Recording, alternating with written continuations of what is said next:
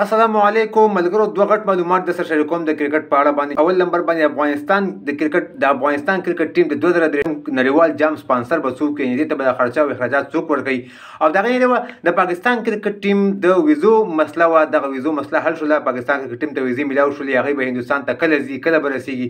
دغه دوه معلومات په دغه ویډیو کې در کوم ویډیو خپل مګورئ او د نور ملګرو سره ضرور شریک کړئ. د هر څه نه مخکې راځو د افغانستان کرکټ بورډ د 2023 کال چې کوم ورلد کپ دی، کوم 9 میچونه چې دي، کوم 9 میچونه چې دي، هلته چې کوم یو میچ یو نیم میچ دوام کوي افغانستان د افغانستان کرکټ ټیم د هغې سپانسر دا پیره سوپر کوی دی، مرحبا کوی دی او که نه بل کوم یو دی. هغه درته شریکوم دوستان. امول په دې سکرین باندې تاسو ښکاري د امول د یو کمپنۍ نوم دی، د انډیا کمپنۍ ده، ډېره مشهوره کمپنۍ ده او دوی دغه پیره دغه سپانسر اخیستی د افغانستان څومره اخراجات چې د هغه دوی په خپله ذمهواري باندې اخیستی او دوی ته به دغه کمپنۍ ورکوي.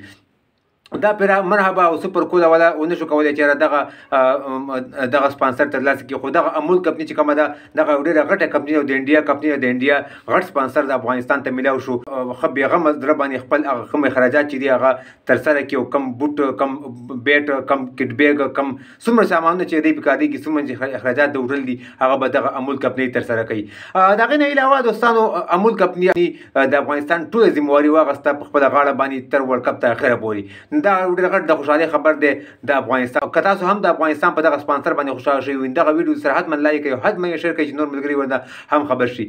دویم نمبر باندې راځو. پاکستان کرکټ ټیم ته ویزې میلاو شولې، هغې ته د ویزو مسله وه، هغوی بېګا روان شوي دي انډیا ته. د افغانستان نه پس دویم ټیم پاکستان شو چې انډیا ته لاړو، هند ته لاړو د ورلډ کپ 2023 تیاریانو د په 29 تاریخ باندې د پاکستان د نیوزیلینډ سره اولنی پریکټس وارم اپ میچ چې کوم دی هغه به هم ترسره کوي. بېګا روان شوي دوبۍ ته، دوبۍ نه چې دی به نن سهار ورسېدو هندوستان ته او هندوستان ته په خیر خیریت سره ورسېدو. هلته د هغې ښه استقبال شوی دی. په سکرین باندې تاسو ته هم ښکاري دغه د پاکستان ټیم کھلاډیان دغه تصویران دي چې هغوی ځان جوړ کړی او هندوستان ته ورسېدل.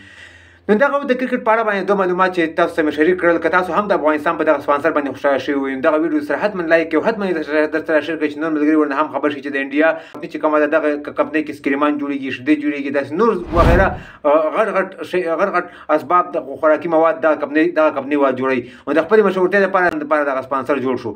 نو که تاسو هم په دغه باندې خوشحاله وئ، دغه ویډیو حتما لایک او حتما یې سره شیر کړئ. د ویډیو کتلو ډېره مننه. ویډیو د خپل ملګرو سره ضرور شیر کړئ. زموږ پیج د سره فالو کړئ. د کرکټ تازه معلوماتو لپاره ښه وخت ته غواړم. د الله په امان.